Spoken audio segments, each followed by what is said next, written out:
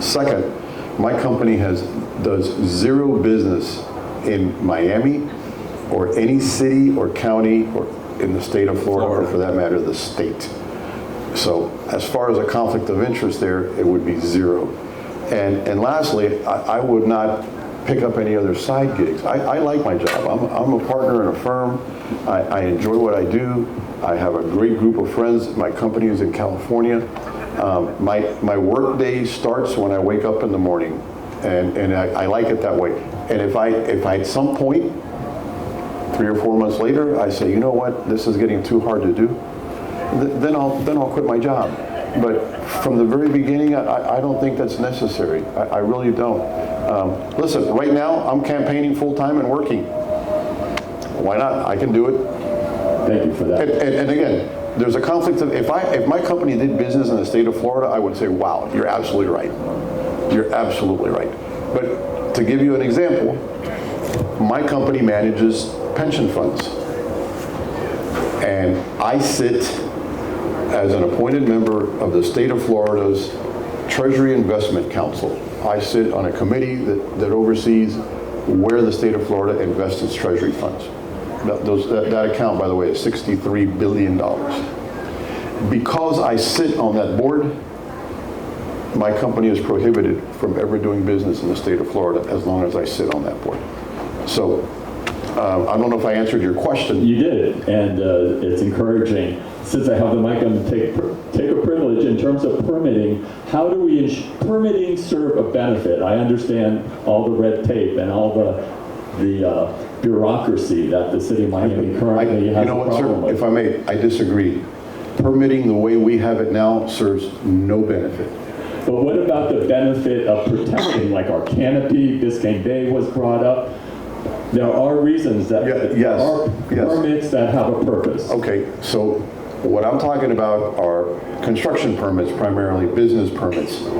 I have no problems with protecting tree canopy. In fact, I don't think we're even keeping up with what we had wanted as tree canopy. No, and we'll talk about that. That's another conversation, actually. But my point to you is, what I do have a problem with is when the city weaponizes its government because you chop down a tree and you didn't get a permit, and I'm having to stare in front of a couple, man and woman, 80 years old, and the city has a $40,000 lien on their house because they cut down an avocado tree without a permit.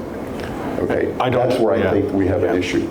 And I don't disagree with you. And there's some things where we have to look at, especially trees that are dead, because you're even required to have a permit to take out a dead tree. A dead tree. But I'm a horticulturalist, so I got ways that we can address a lot of those things.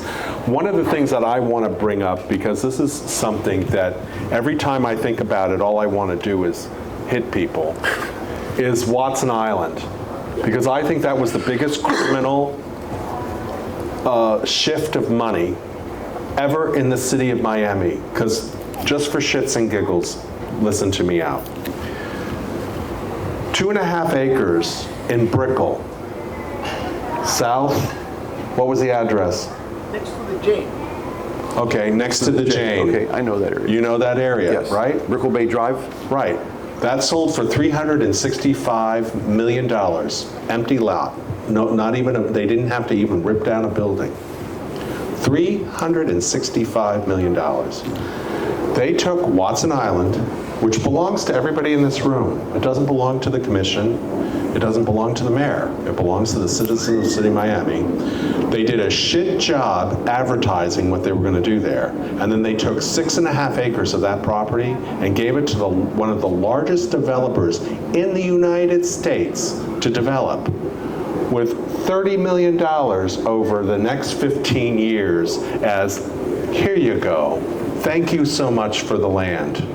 That's 6 acres, sir. This Parrot Jungle? That's 6, yes, right next to Parrot Jungle. That 6 acres is worth $600 million.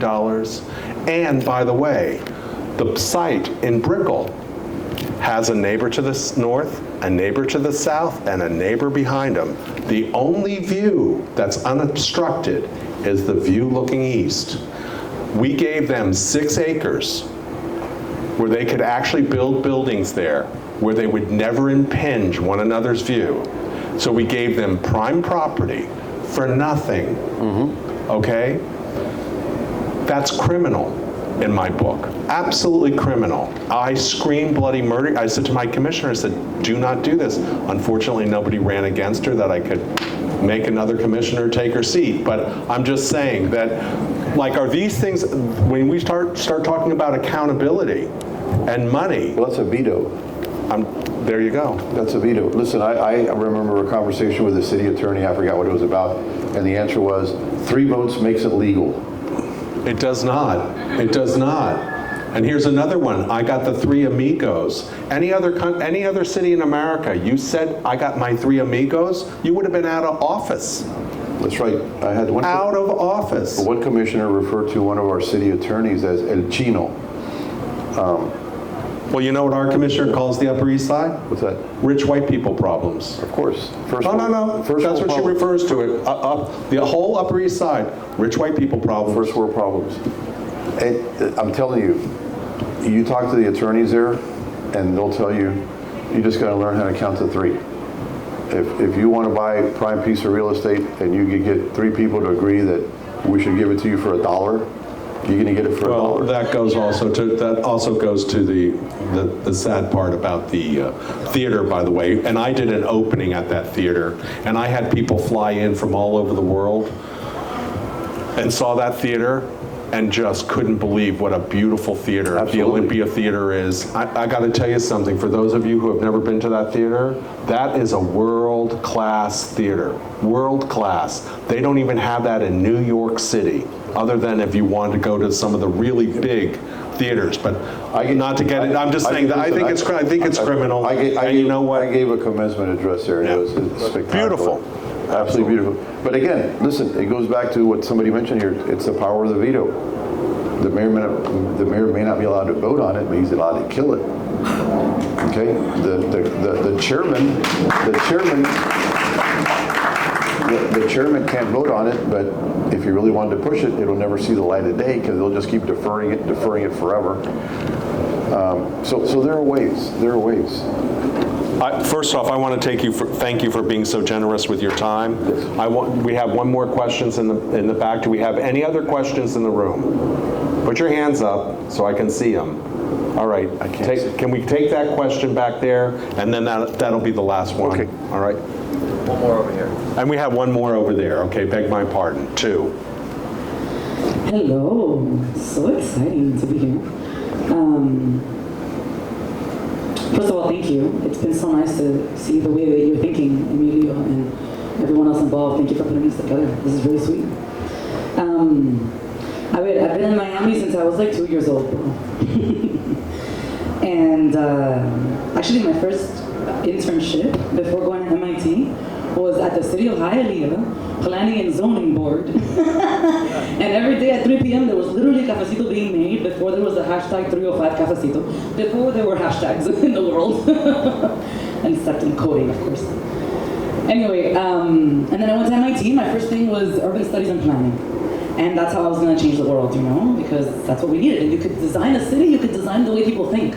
¿Sabes? If you could run a city, you could design the way that people run themselves and run each other. I literally went, I was driving the other day and somebody had a car in the back and she said, it wasn't a bumper sticker, she made it herself. It said, it's beautiful. Miami is a poem we are writing together. And it was just a beautiful moment, right?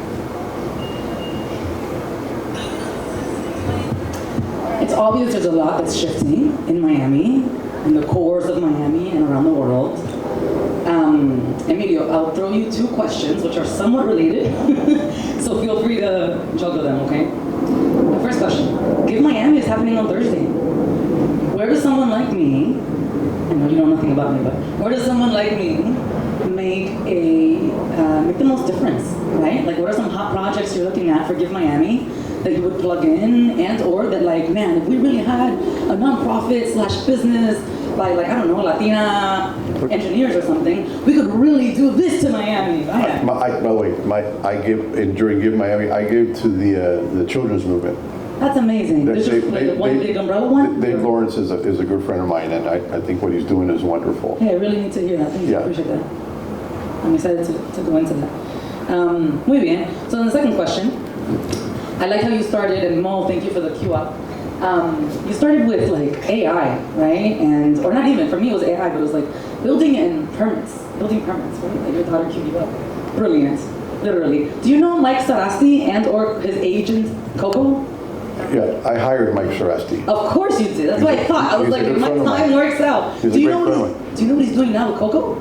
I do not. Mira, get to connect over that. I get to. Yeah, that's yeah, but he's also kind of undoing the bands. But anyway, okay, so you come into office, and I'm so interested in this because I have like friends up at Amazon, like, and it's a whole thing, right? You come in, and we figure out what the heck is going on here, what's working, what's not. That's where Coco can come in, it's an AI thing. And so then you have all these jobs that can be replaced, but we're not trying to replace these humans, we're trying to like upskill them, right? That's what Correct. AI gives you the door to do. Correct. And I should say, and you get to have like solid leadership that helps chart that vision of what the next version of the city of Miami / all of Miami / the capital of Latin America can be up to after you're done upskilling the workforce that no longer needs to mechanical movements in the office, right? So what would be like your magic wand fairy powers of upskilling the workforce, either in Okay, Miami, by the way, that's a- either in Torres, and what are we going to do with all that potential? That's a great question.